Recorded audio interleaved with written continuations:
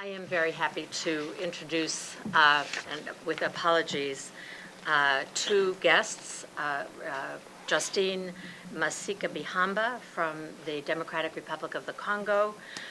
Justine works with the Synergy of Women for the Victims of Sexual Violence.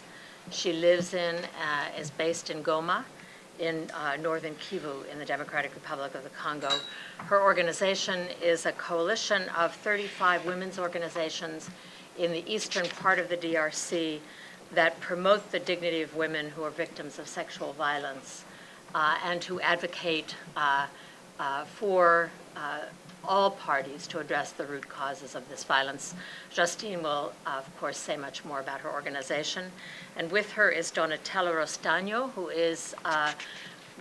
who will be translating for Justine, who speaks French, but who is also herself working with the European Network for Central Africa, EURAC, which is a network of 50 European NGOs focusing on peace, democracy, and development in the three countries of the Democratic Republic of the Congo, Rwanda, and Burundi. So we are very pleased as Pax Christi and International Catholic Peace Movement to welcome them. They've been in Washington this week visiting both civil society organizations, members of Congress, and the administration. So welcome and thank you both for being here. Merci beaucoup. Nous continuons à présenter nos esquisses. C'était vraiment indépendamment de notre volonté. So sorry for being late. It was against our will to be late. Mais je crois que pour gagner. Okay, we are sorry to be late. That was the.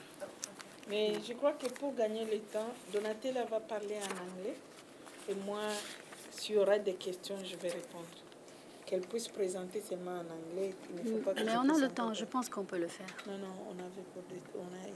nous sommes en retard de plus de 30 minutes. Oui, mais on a le temps jusqu'à... Non, ça Allez, va. Justine, parle. Allez, vas-y. Non. Vas-y, Justine. On veut... Merci. Ok, merci beaucoup. Puisqu'on insiste, moi je croyais que pour gagner du temps, qu'elle puisse parler. Bon, je vais commencer mon propos par parler du contexte de la province du Nord Kivu, puisque c'est de là où je viens. So to start, I would like to tell you that I will speak about the situation in North Kivu, because this is where I live and work.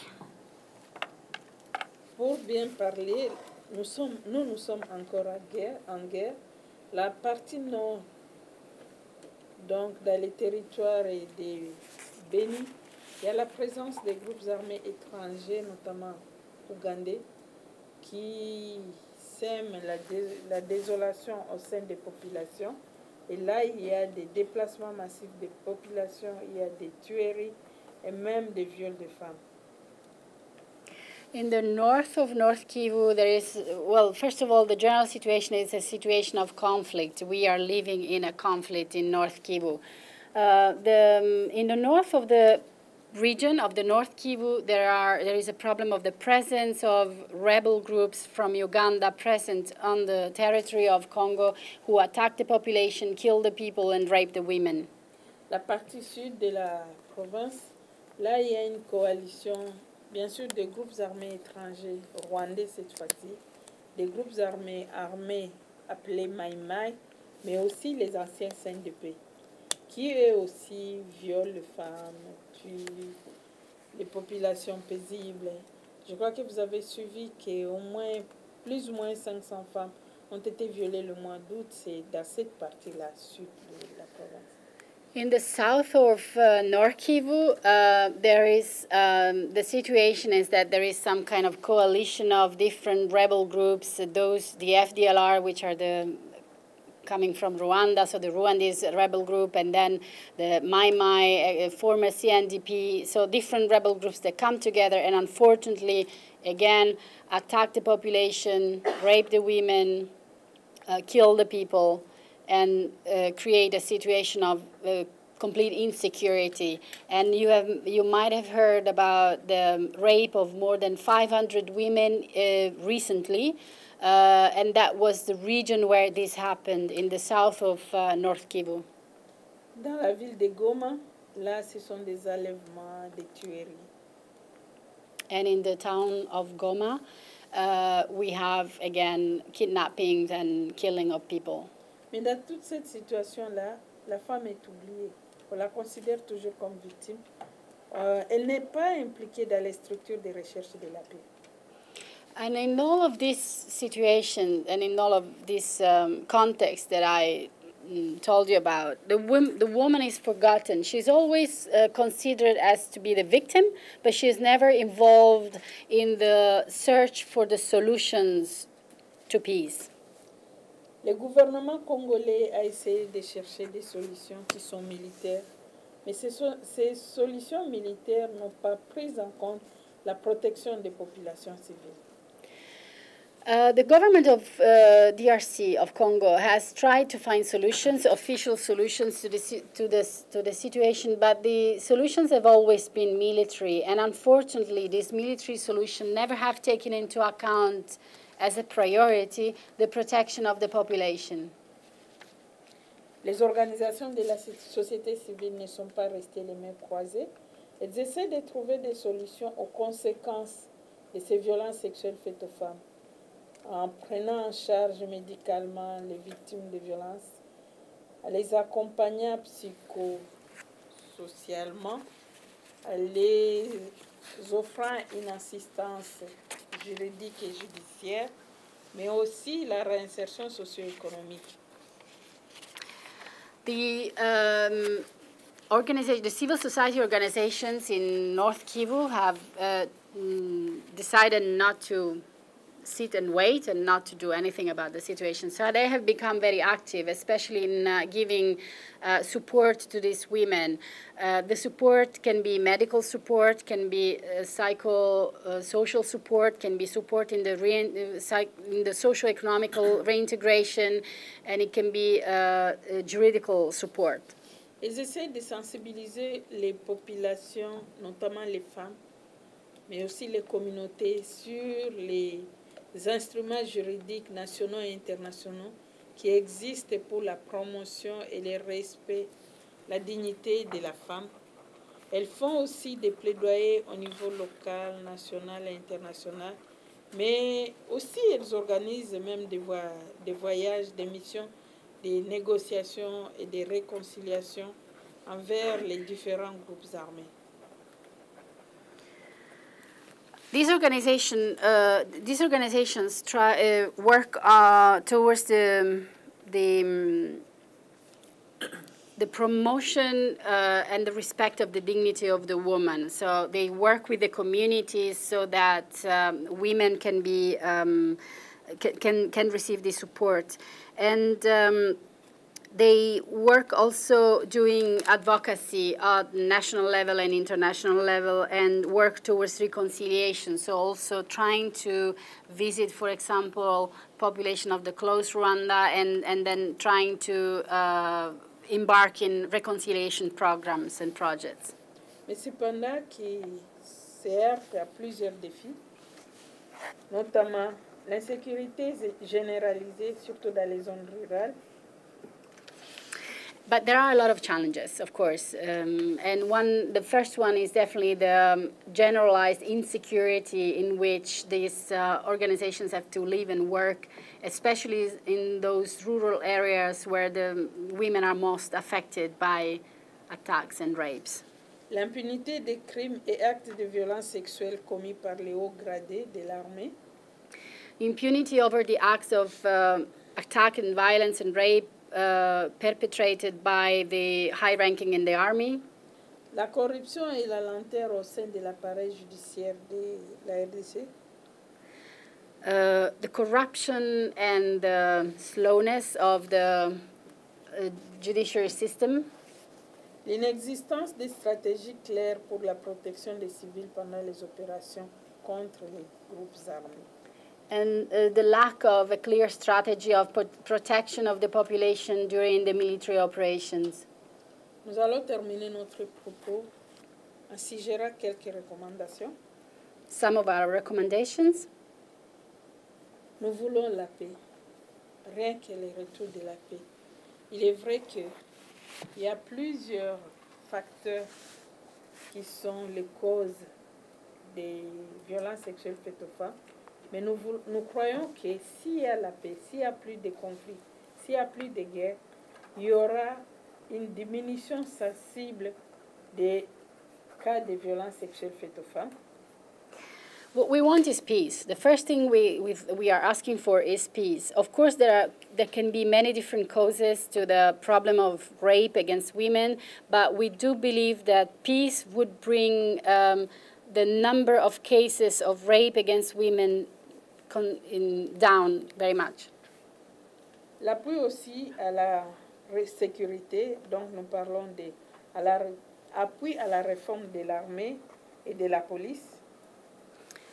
Support to the reform of the army and police. La lutte contre l'impunité. Et nous croyons que si nous avons un tribunal international en RDC, composé de magistrats congolais et étrangers, ça pourra être une solution pour lutter contre l'impunité. And then the fight against impunity. We do believe that the presence of an international tribunal in Congo with a system of mixed chambers whereby the Congolese and international judges would work together towards the solution of the conflict in East Congo would be beneficial to everyone. Et pour terminer, nous croyons que si les femmes sont impliquées, ça sera une bonne solution, puisque les femmes, lorsqu'elles cherchent des solutions, ce ne sont pas des solutions individuelles, mais ce sont des solutions, puisque les femmes voient les enfants, ils voient toute la communauté, et là, ça sera une très grande contribution pour le retour de la paix dans la région. Je vous remercie. And last but not least, it's important to involve women in the whole peace process and the process to research the solution for peace. The important thing to know and to think of is that when women look for solutions, they never look for solutions, for individual solutions, for solutions for themselves. They look at their family, their community, their village. So the search for a solution to the conflict for them would really mean a contribution to the general problem of the conflict in DRC. Thank you very much.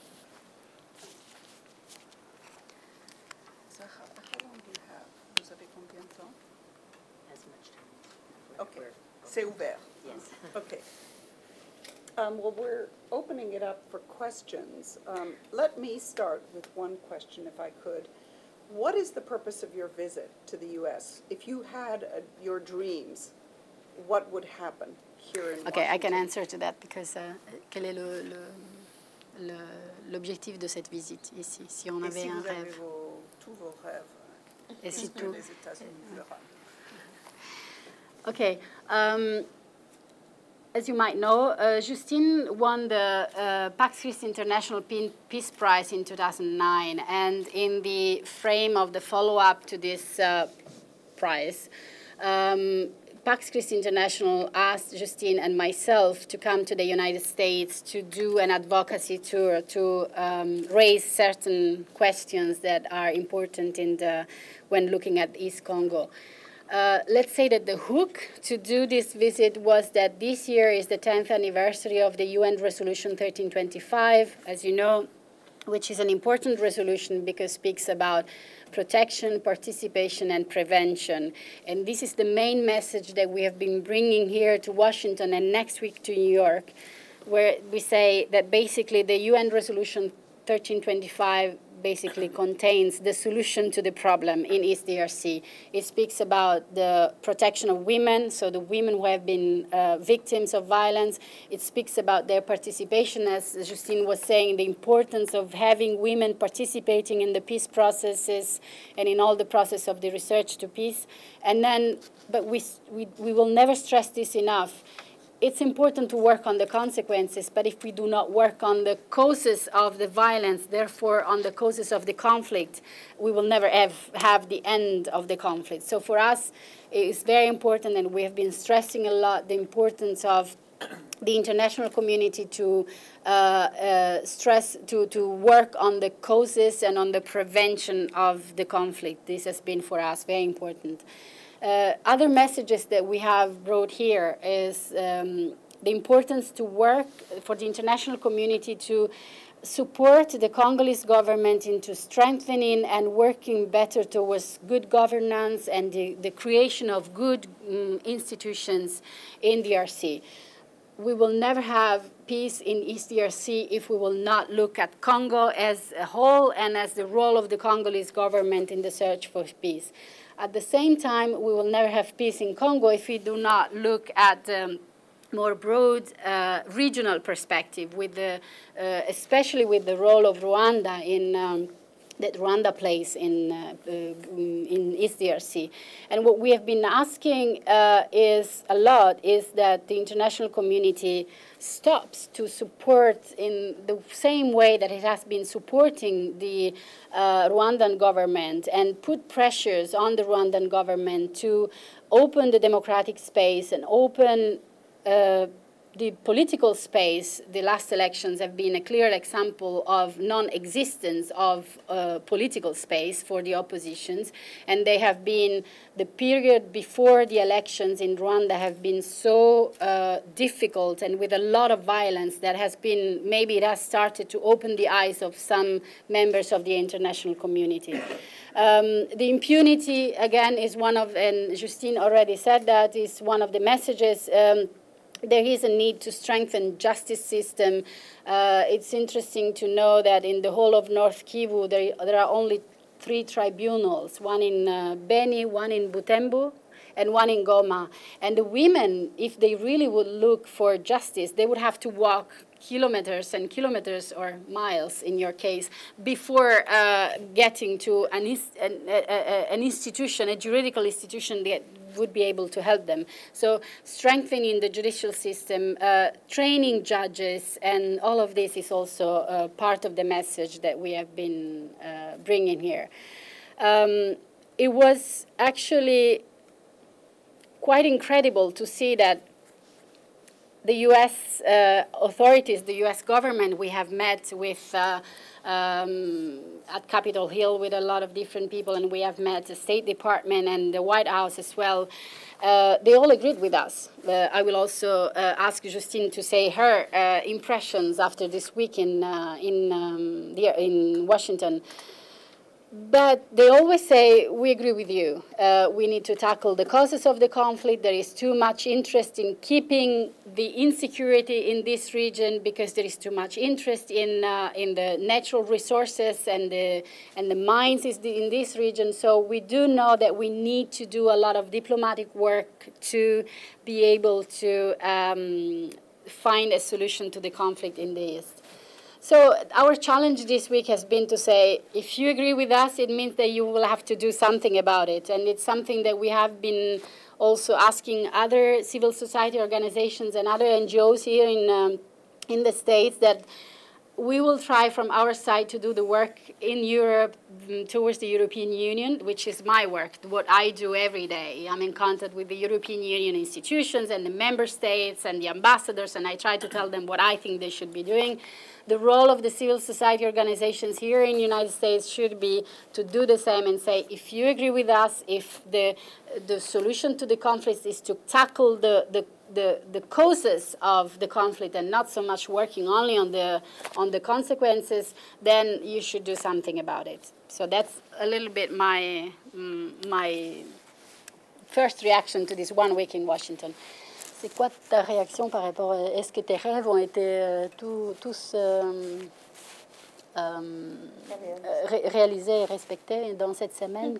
Quel était l'objectif de cette visite et si tu as eu une satisfaction? L'objectif de la visite.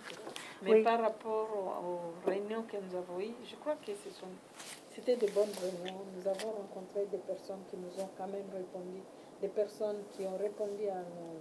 Bon, bien sûr que ce n'était pas totalement, mais quand même nous avons fait passer le message. Parce que le message que nous avions, on l'a fait passer et nous croyons que c'était à des personnes, donc à des personnes qui doivent prendre certaines décisions. Yeah, we had good meetings, and we have been able to make our voice heard and to our message passed, and we were able to meet people that are certainly at certain position where they have the responsibility to take decisions and to take decisions about the policies. So we do believe that our message has passed, and then it's also now it's of course, the role to follow up on all this and to follow up and be sure that this international community follows up on that. So, I wonder if you could tell us some of the strategies that the women in your home are using to try to create peace. What are some of the things that they're doing? Are they gathering in communities? Are they sharing stories? Are they, I don't know, writing literature so that through indirection they can talk about things? What strategies are they using? Quelles sont les stratégies que les femmes utilisent dans ton pays justement pour faire partie de cette recherche de la solution de la paix, ou aussi pour se protéger? Donc, est-ce qu'il y a des stratégies qui peuvent être se mettre ensemble en communauté ou travailler ensemble, écrire même ou s'accompagner pour pouvoir justement participer à ce processus? Peut-être que je n'ai pas expliqué ce que les femmes font. Il est vrai qu'à une seule personne, tu ne peux rien faire. Donc les femmes essaient de se mettre ensemble. Et nous avons des plateformes qui sont bien structurées, mais aussi des plateformes informelles. Les plateformes informelles seulement pour le plaidoyer. Lorsqu'il y a un problème, on s'appelle au téléphone ou de bouche à l'oreille. Les femmes se rencontrent et nous disons qu'est-ce que nous allons faire. Des fois, nous écrivons des mémorandums. Des fois, nous organisons des sit-ins. Ou des fois, nous faisons des visites, si je peux l'appeler ainsi. Donc, nous allons vers la personne que nous voulons rencontrer, soit c'est le gouverneur, ou soit c'est le président d'un groupe armé, ou soit, bon, nous avons effectué, peut-être pour citer ce qu'on a déjà fait à Goma, nous avions effectué une visite à Kigali pour aller rencontrer le président Kagame. Nous sommes allés chez Laurent Kunda lorsqu'il était encore à Djomba. Nous sommes allés chez Laurent Kunda à Kichanga aussi pour les rencontrer. Dernièrement, nous sommes allés voir un groupe rebelle qui a commencé, le groupe de Tcheka d'Aliwalikale. Oui, c'est ça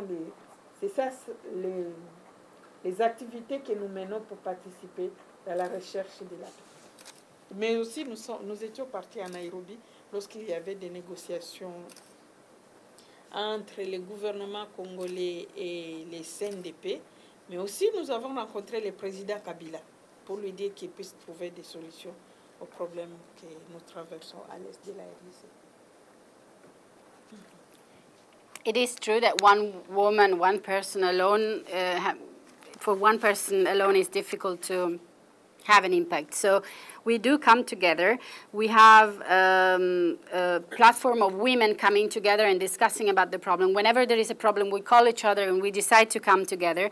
We write briefing papers. We do demonstrations. We also do visits, for example, visit the local authorities or the national authorities. We also visit sometimes.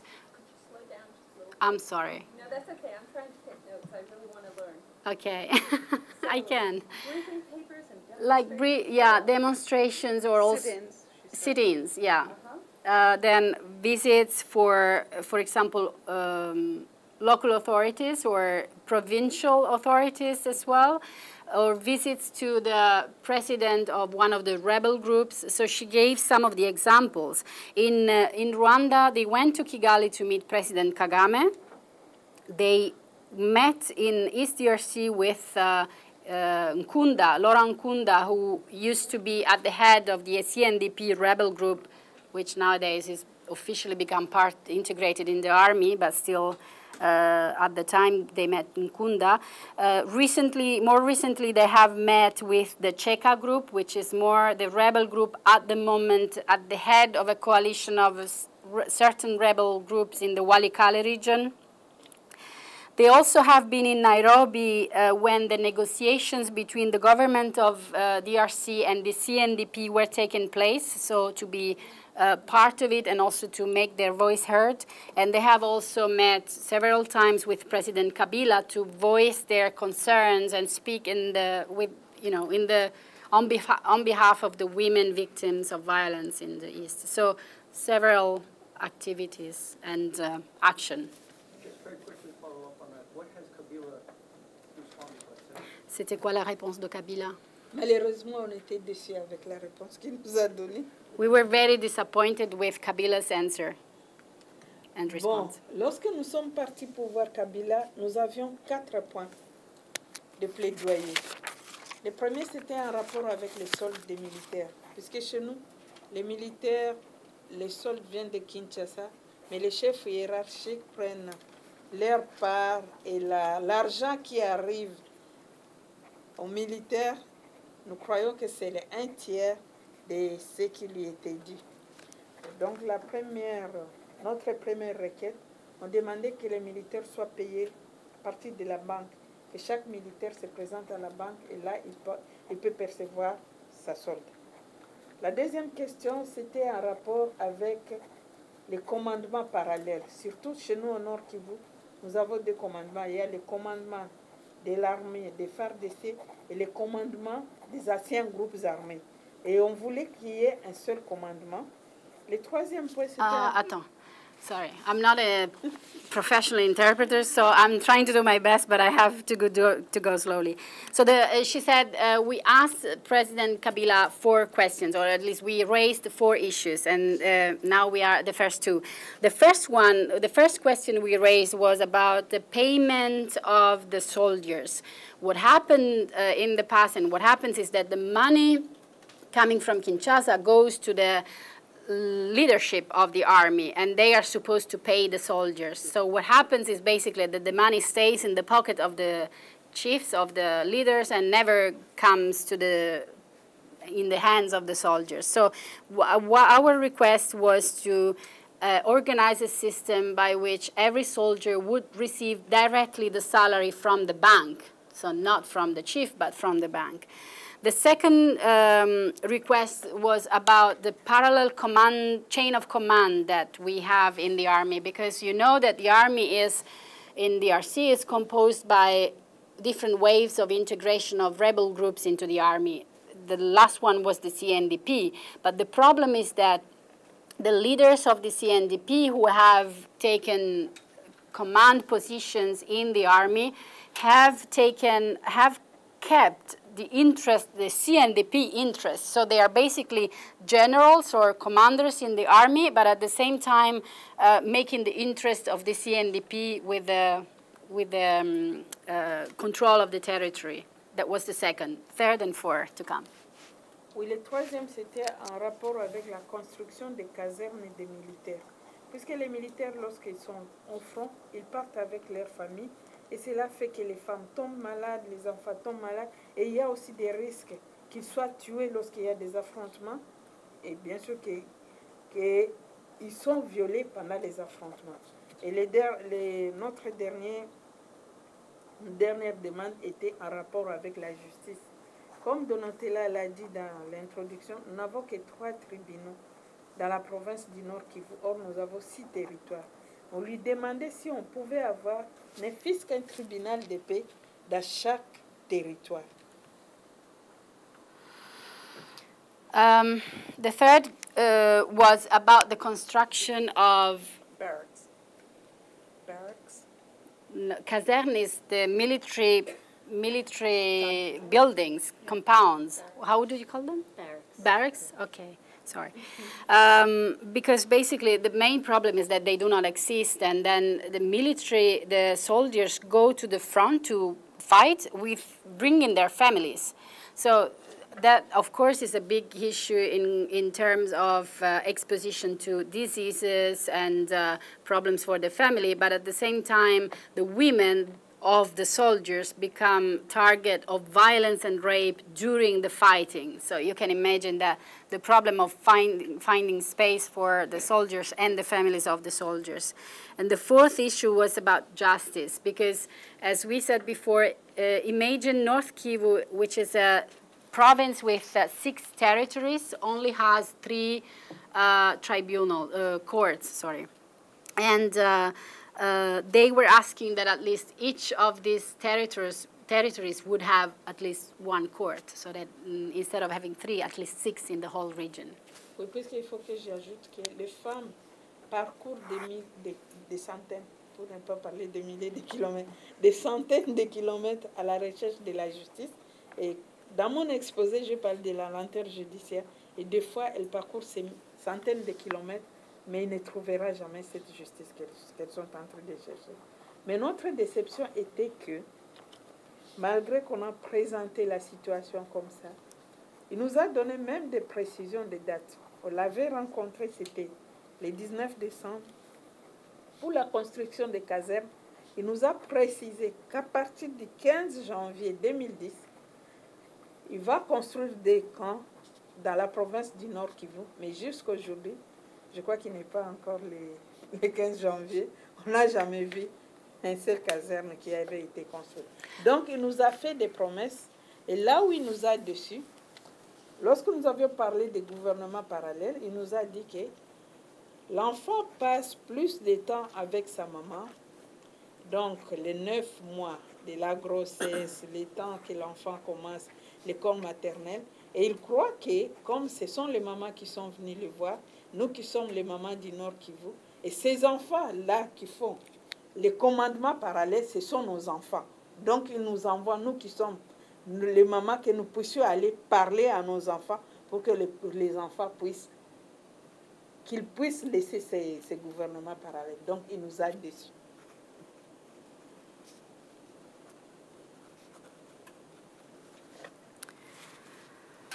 So speaking about the problem of the justice and the slowness of the justice is, because of the situation and the fact that there are only 3 courts in the whole of North Kivu, you can imagine that women have to walk very long distances to look for justice. And the problem is that they never find this justice. Justice is never given to them. But we were disappointed mainly because when we met President Kabila, on the 19th of December 2009, he gave us promises even on the dates when these barracks would be built. And he said that by the 15th of January 2010, the construction would be starting. But as of today, we haven't seen anything. And the other thing is also that we're very disappointed because, children in our country are born and live together with the mothers mainly and spend a lot of time with the mothers. So now those who are at the head of this parallel commandment are as our children, and we are forced to go and speak to these men who are basically our children to find solutions to the peace, while the government of Kinshasa is not doing anything to help us to find the peace. So we have been very disappointed by President Kabila's response to our requests. Actually, can I ask you to share so that we can have this for the questions? Sure. Thank you. And what is this for? That's for the camera. Oh, okay. Who have a question? And then Sue. Thank you. I was wondering whether or not you could speak to the situation regarding the HIV/AIDS crisis in the DRC, and whether or not the synergy of women's groups is working to address the crisis there, and some potential solutions. In addition, how is the violence in the DRC affecting the prevalence of HIV/AIDS in conflict zones? Thank you.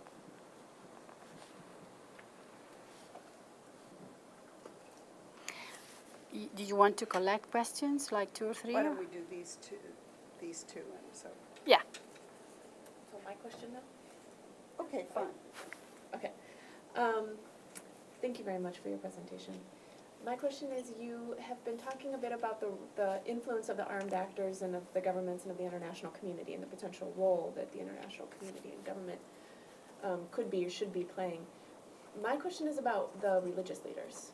And I wonder, to what extent have the religious leaders and the religious organizations and faith-based organizations been showing up in solidarity with the women, been helping to organize, doing advocacy and putting pressure on the political and armed actors in the region? Okay. Bon, les deux questions. La première, si vous travaillez aussi sur les questions du sida et si vous travaillez aussi sur les conséquences des violences sexuelles et comment elles affectent aussi la propagation du sida dans la région. Et la deuxième question, c'est sur le rôle des leaders religieux et si ils ont montré de la solidarité envers les femmes congolaises qui ont été victimes et s'ils ont aussi pris l'action et donc s'ils ont mis de la pression sur le gouvernement ou les groupes rebelles pour que la solution se trouve à l'est du Congo et qu'on arrête avec les violences sexuelles. Merci. En rapport avec le sida, il est vrai que le sida et les violences sexuelles vont ensemble. Mais dans notre organisation, on a vu que déjà avec le problème de violences sexuelles faites aux femmes, c'est trop grand pour nous. Mais ce que nous faisons, lorsque nous avons des cas de sida, on les oriente vers les structures de prise en charge des VIH-Sida.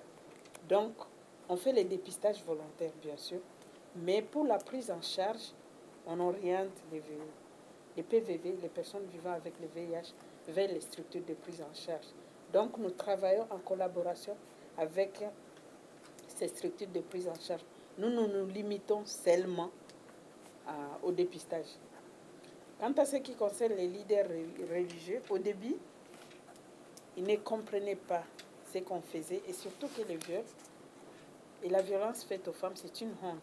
Donc pour l'Église, ce n'était pas facile pour qu'ils puissent comprendre. Mais aujourd'hui, avec la sensibilisation, les activités que nous avons menées auprès de l'Église, on travaille ensemble avec l'Église, puisque nous reconnaissons la force de l'Église dans notre pays. Et ce sont des personnes qui sont vraiment entendues, surtout dans les villages.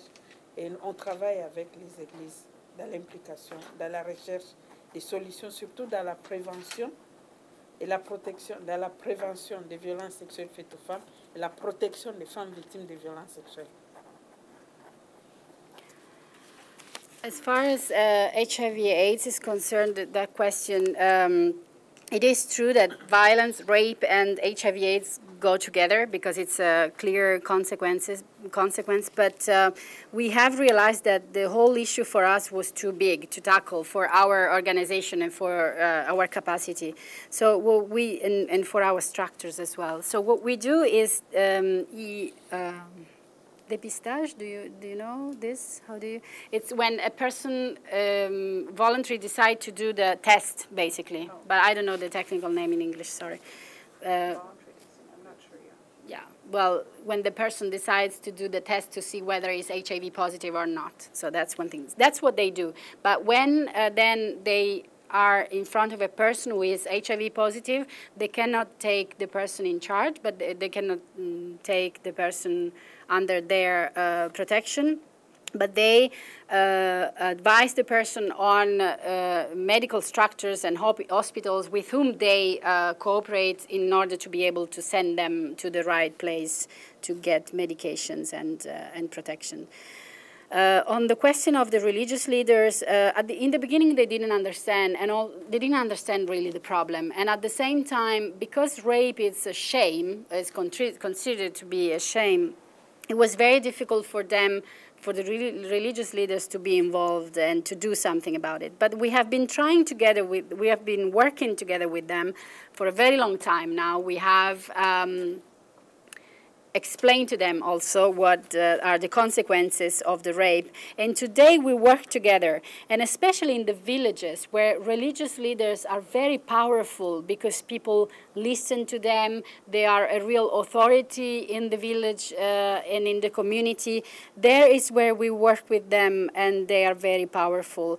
And they work with us on the prevention aspect and the protection of women victims of violence aspect as well.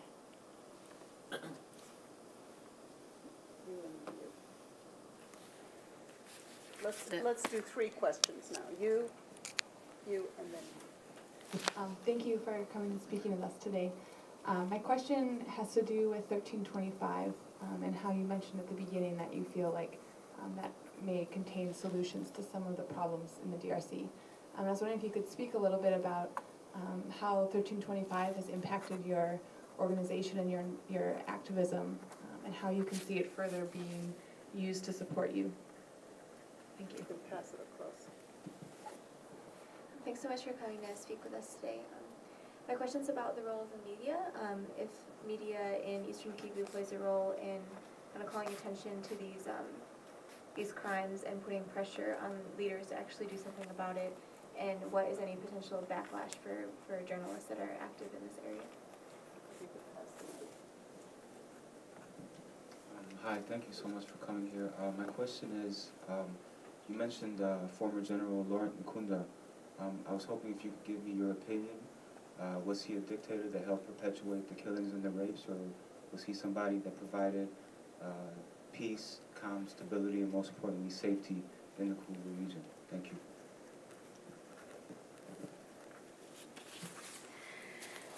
Sur la 1325, elle voudrait savoir quel est l'impact sur le travail de ton organisation, sur sur les actions que vous faites, et s'il y a un impact. La deuxième question, c'est sur le rôle des médias dans l'est de la RDC et plus précisément au Nord Kivu. Est-ce qu'ils font de la pression? Est-ce qu'ils dénoncent ce qui se passe? Est-ce qu'ils sont en danger, les journalistes qui font ça? Comment c'est la situation? Et la dernière question, c'est ton opinion par rapport à Nkunda, son rôle par rapport à la stabilisation, non-stabilisation de la région. Can I answer it? Vas-y, vas-y. Merci beaucoup. Bon, par rapport avec la 1325, là je veux dire que chez nous, nous ne sommes qu'au stade de la vulgarisation de la 1325. Et même, ce n'est que cette année, en 2010, que notre gouvernement a eu un plan d'action pour la 1325.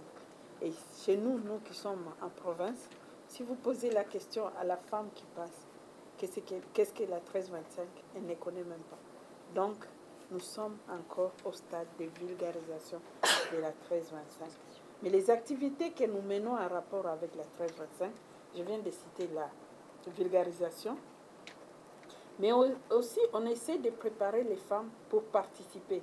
Toutes les activités que j'ai énumérées là, lorsque nous faisons des mémorandums, des sit-ins, des visites, vers des voyages de plaidoyer vers les différents acteurs dans les conflits, tout ça c'est en rapport avec les activités que nous faisons dans la 1325. Préparer les femmes aux élections pour leur dire qu'elles ne doivent pas seulement se présenter comme des électrices, mais elles aussi doivent être élues. Ça aussi, nous l'avons fait depuis 2006, mais on croit aussi que si nous aurons encore les élections en 2011, on va continuer à les faire. Nous les faisons, on sensibilise les femmes pour qu'elles puissent participer à la gestion de la chose publique. Quant à ce qui concerne la protection et la prévention... Peut-être je vais traduire d'abord ça, parce que sinon après je... Okay, I'm going to translate the first answer first. So as far as the 1325 UN resolution is concerned, we are quite behind in the process. We are starting now to inform and train the population on the existence of the 1325. And you have to understand also that the government of DRC has made an action plan on the 1325 only this year. So basically 10 years after the publication of the 1325. If you speak with women in DRC in general and in East DRC about the 1325, they don't know it. So it's very important that we do this work. We do information work on the 1325, but we also do prepare the women and train the women to participate. So in all those activities we mentioned about writing briefing papers, being in sit-ins and in demonstrations, visiting and talking to different authorities and rebel groups, we do train the women to be part of it and so to involve them in all these processes. And we also train the women to, as far as the elections are concerned, and we want to train them not to only have them as people who go to vote, so as voters, but also as candidates in the elections.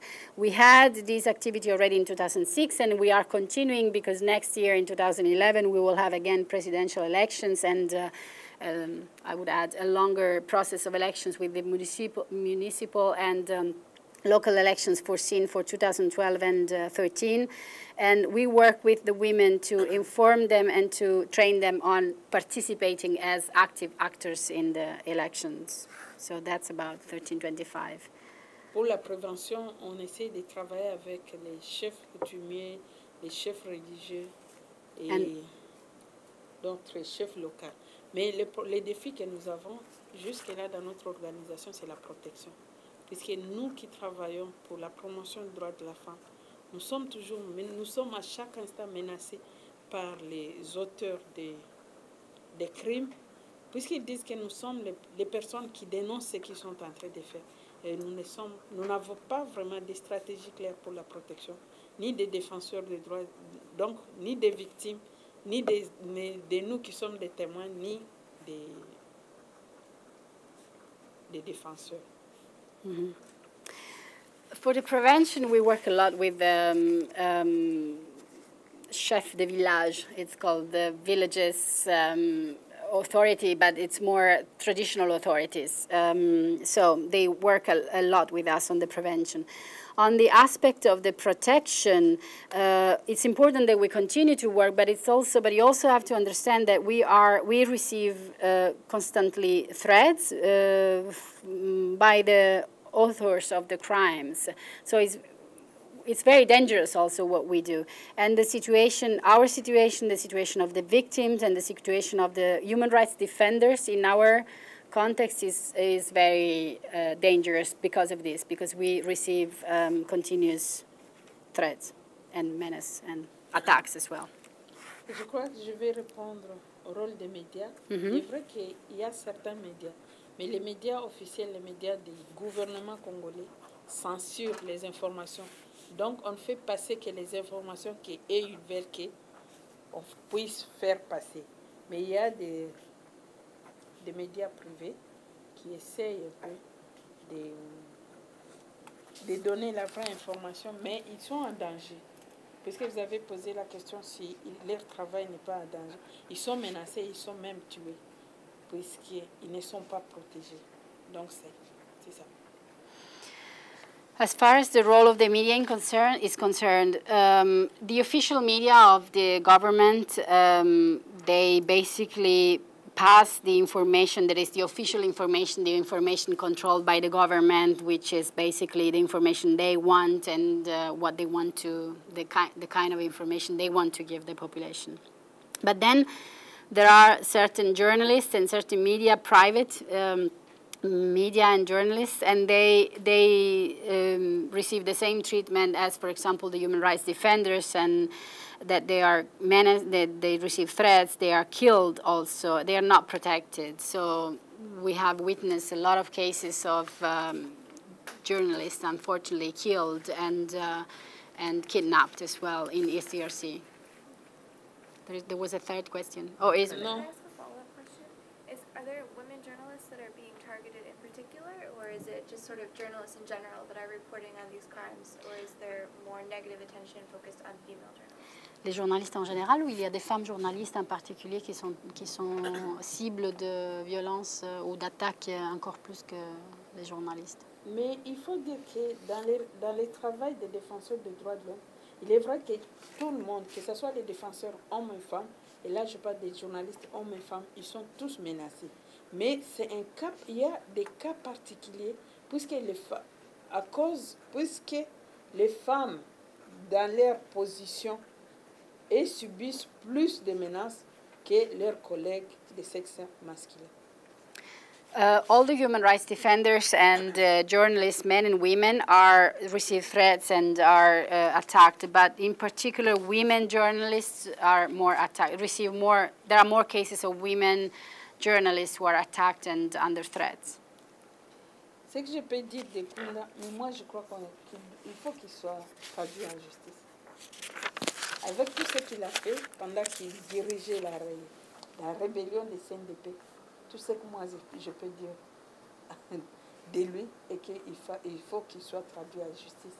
Si le Rwanda a vraiment un cesseur avec les rapprochements avec la RDC, qu'il puisse livrer Kunda pour qu'il soit traduit en justice.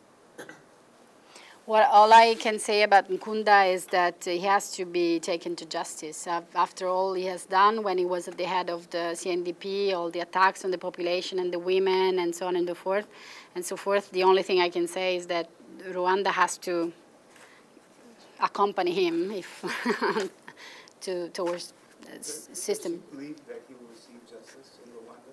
Sorry? Does she believe that he will see justice in Rwanda? Est-ce que tu crois qu'il y aura la justice au Rwanda? Non, il faut que Kunda... Donc, les relations... Aujourd'hui, il y a un rapprochement des relations entre la RDC et le Rwanda. Et nous savons que Kunda est gardé quelque part parce qu'il n'est pas en prison au Rwanda. Mais ce que le Rwanda peut faire si réellement il est devenu ami du Congo, qu'il puisse ramener Kunda en RDC pour qu'il puisse être traduit en justice. We know that Nkunda is somewhere in Rwanda after the rapprochement, so the process of how would you say that in English? When the governments of Rwanda coming together, yes, rapprochement, the coming together of the two governments of DRC and Rwanda. Nkunda has disappeared somewhere in Rwanda. We all know. We don't know exactly where, maybe, but he's not in prison anywhere. So, if Rwanda today declares to be friends of Congo, they have to deliver Nkunda to the DRC, and so that DRC government should then take care of him through the justice system.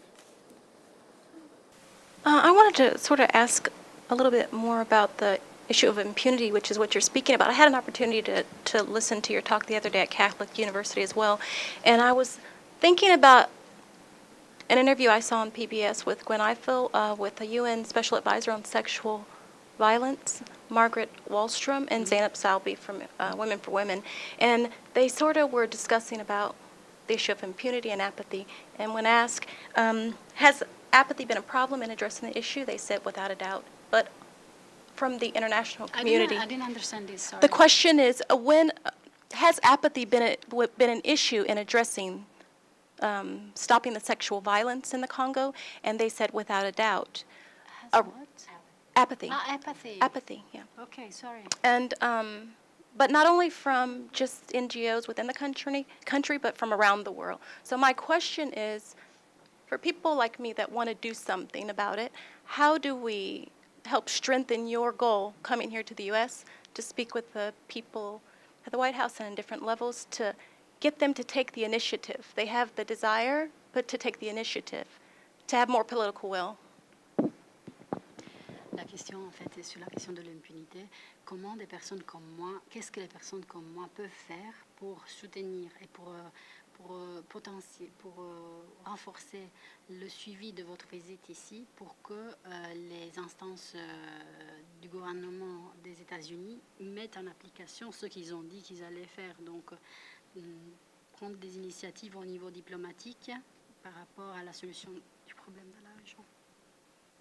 Vous pouvez m'aider à répondre?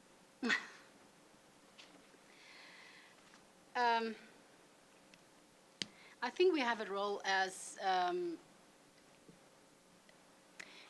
I think the problem is that there is not enough knowledge on one side, and I think we have a role as those who know. Every time I go to DRC, for example, and I meet the women who have been victims of violence,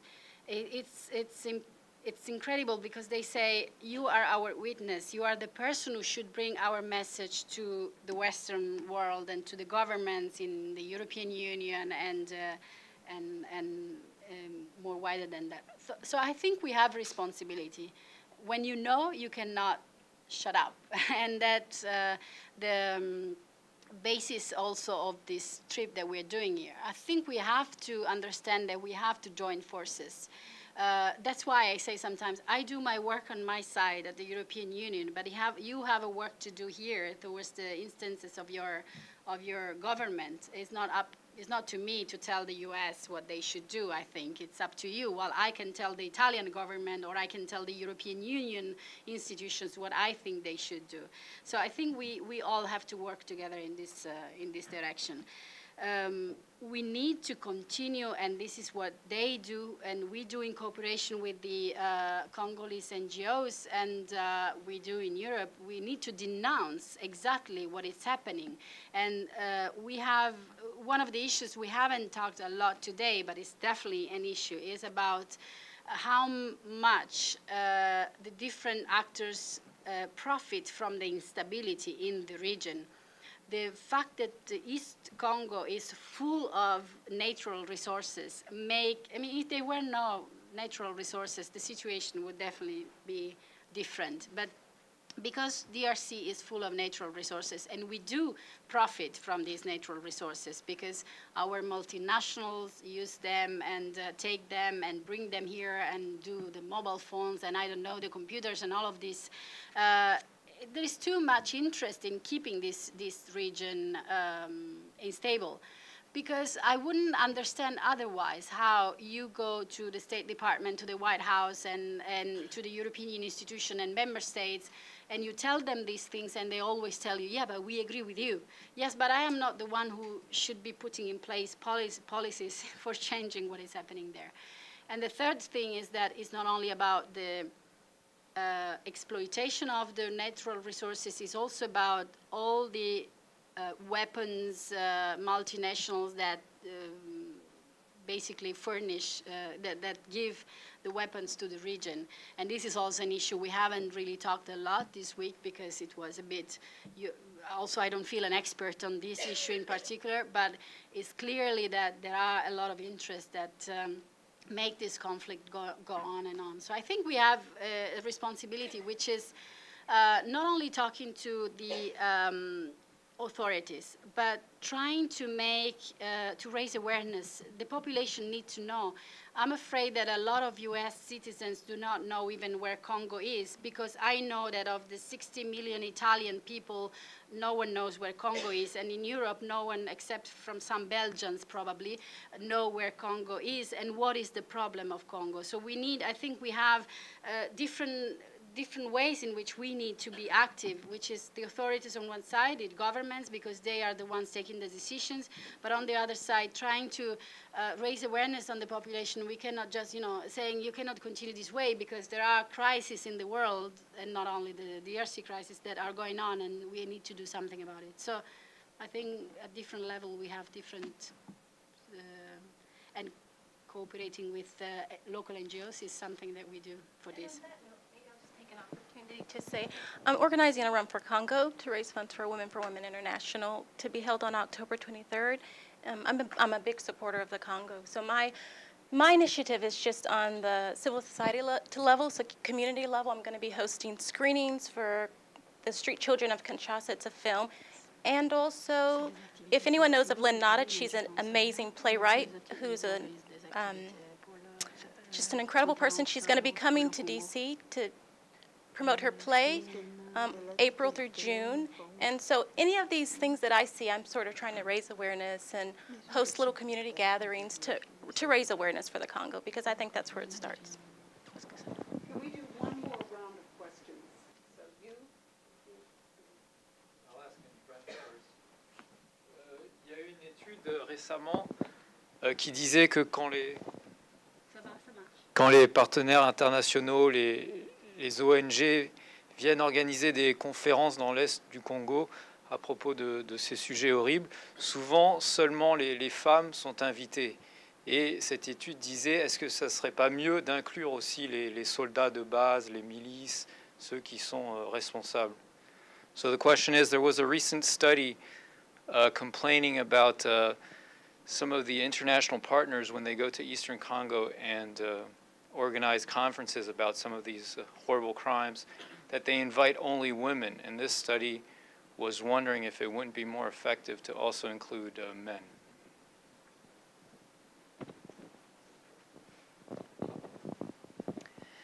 You've been talking about European Union and the United States. Can you hear me? You've been talking about the European Union and the United States. Do you see the African Union playing a constructive role? Have they been involved, or how could they be involved? Thank you. So I would just say briefly on the previous question that, in fact, of humanitarian catastrophes around the world, I would say the issue of women and rape in the Congo has gotten actually a fair amount of attention. Never the amount of attention the antics of Paris Hilton will get, but still, it's been on the pages of New York Times. It's been in Oprah. It's been on other 60 Minutes. So we're doing reasonably well in building knowledge about what's going on.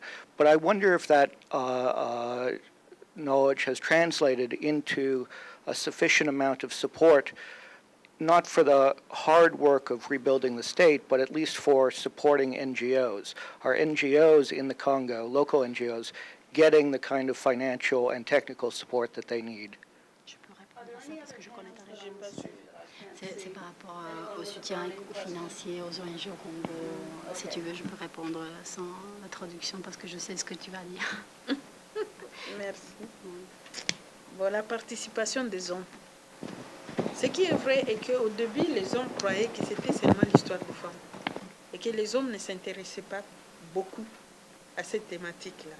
Mais lorsqu'on viole une femme en présence de son mari, ou lorsqu'on demande à un jeune garçon de violer sa maman, ou de violer sa soeur, ou on demande à un homme de violer sa fille, ils ont compris que c'est un problème de tout le monde.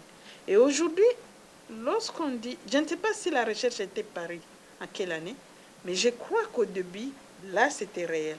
Mais aujourd'hui, il y a eu une évolution. Comme dans notre organisation, on travaille et avec les chefs coutumiers, les chefs de communauté, puisque nous disons que le viol, ce n'est pas seulement l'histoire des femmes, mais c'est un problème social. Et il faut impliquer tout le monde dans la recherche des solutions.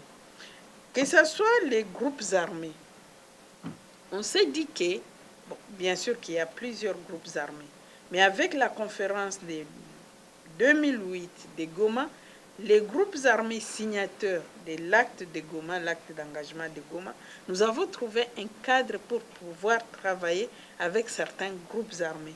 Dans notre organisation, on travaille avec ces groupes armés pour qu'ils puissent nous aider dans la sensibilisation des autres. Et je sais que nous avons un programme avec Search for Common Ground où nous travaillons avec les militaires de l'armée des FARDC. Donc, lorsqu'on dit qu'il est vrai qu'il n'y a pas de résultats, mais on a déjà commencé à travailler avec les hommes, que ce soit la police, que ce soit l'armée nationale, dans le cadre des programmes de Search for Common Ground, mais aussi dans un autre cadre avec les différents groupes armés. Quant à ce qui concerne... Okay. It's true in the beginning the men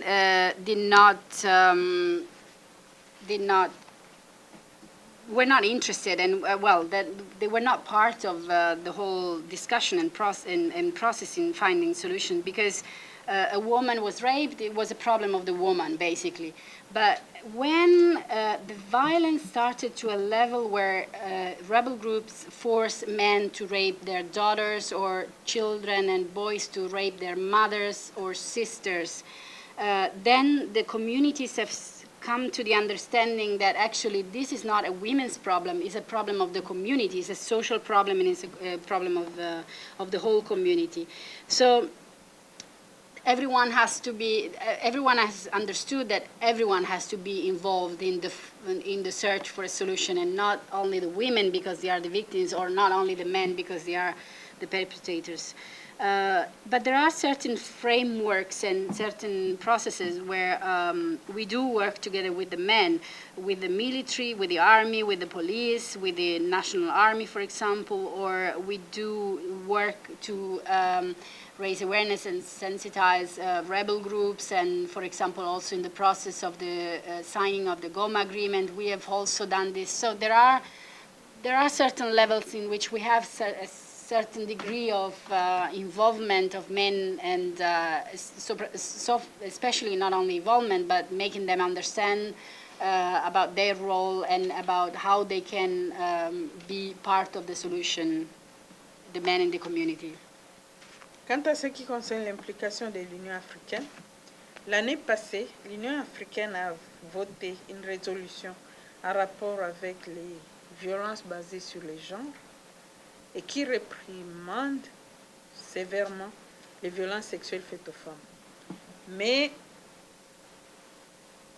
quant à ce qui concerne les plaidoyers que nous faisons lorsqu'il y a des résolutions, bon, comme pour l'année passée, non, d'abord pour la résolution pour le représentant spécial pour la RDC, lorsque son mandat était fini au Conseil des droits de l'homme.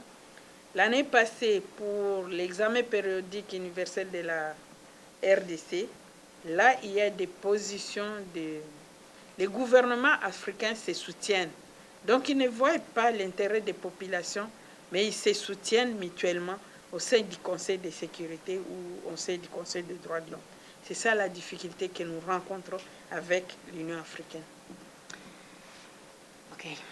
As far as the role of the African Union is concerned, last year the African Union voted a resolution on the issue of violence against women in conflict, and taken very strong position against the problematic and the act. But whenever then African states meet and governments meet in more international structures as the Security Council or the Human Rights Commission, then they are very solid. They express a lot of solidarity among themselves, and they support each other, and they fall into not really into the protection of the population, but more into saving each other position at international level. So there is the role of these countries that on one side, yes, they denounce what happens, but at the same time, when they are in more international level, they protect each other, basically, at the level of the government, and not so much the population. Oh yeah, the third question I can answer because we have been speaking a lot with Justine on this. There is a lot of money going into the DRC. The problem that this money, especially in your case, the US money, comes through the US aid. And the money that comes through the US aid is very difficult to access from very local, small and local NGOs. What happens is that the big international NGOs that have a lot of staff, that have a lot of people who are able to, for example, present and write an application, who know the complexity of the application system to have this money, they're very well, and they do it. Sometimes it's, I don't know, 30 pages or more of application. They can just do it, they send it, they receive the money. And the problem is that this money, in most cases, is spent to pay for the fixed cost of the organization, the salary of expat people coming to the region and to the country. While the local NGOs, those working with the communities, with the women, with the children, with in the villages, those would need money to survive in order to do this work, do not have access. In some cases, Justine was saying that some of the applications even need to be done in English. How can you imagine that a local NGO in Congo is able to present a very complex application to USAID in English? That's not possible. So part of the advocacy that we have been doing this week also towards the government of the United States was to say the system of allocating the money in DRC has to change. There must be a way that there is easier access to the money for the local NGOs and that they are able to carry on their work with the communities. I think it's getting late. We all have many questions, but let me first ask if Marie has any last comments about how you see the state of play in the next stages, and then if you have any final Thank you. Well, I have spent the week with Justine and Donatella listening over and over again to their advice to all of us and to the U.S. government, and have learned a great deal. Most especially some very specific and concrete steps that we need to for which we need to be advocating in terms of U.S. government policy and practice in relation not only to the Democratic Republic of the Congo, but also to the region, our relationship with Rwanda, I think probably for me the lasting question, or one of the great challenges, is to imagine how to respond to the reality that there are so many players, including ourselves, who are benefiting from the instability, from the insecurity in the region. And I think that I take as an enormous challenge to those of us who live in a society that is standing on the benefits of the minerals in the DRC. So I am this week challenged enormously by Justine and Donatella to not just put this information on the shelf, but to actually continue the conversation with the U.S. government and among ourselves.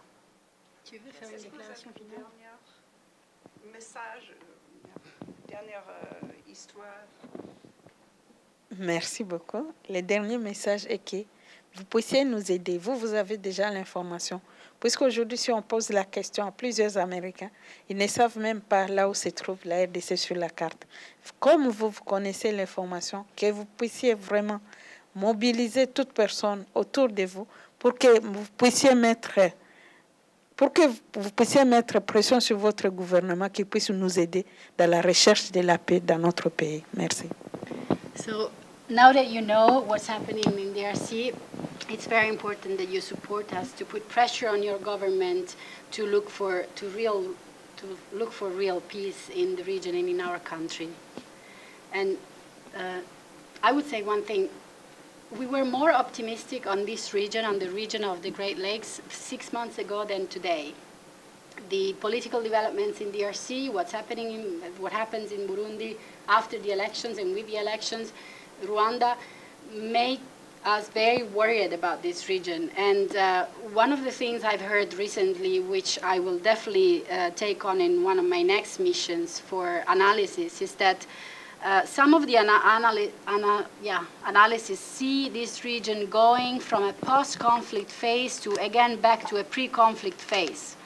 I don't know if this is true, and this is definitely something that I will take up in my future missions to the region. But if this is true, I think we're going to see very bad things happening again. Well, then it's my pleasure to say how grateful we are that you took time to come here and to give us the witness of your experience, and I guess at the end of your week in Washington to get some of the wisdom of your exchanges here. So I hope that we'll be able to stay in touch with you, and we will follow your work with great interest, and you have our gratitude, but also our admiration. Thank you. Thank you to a very patient audience.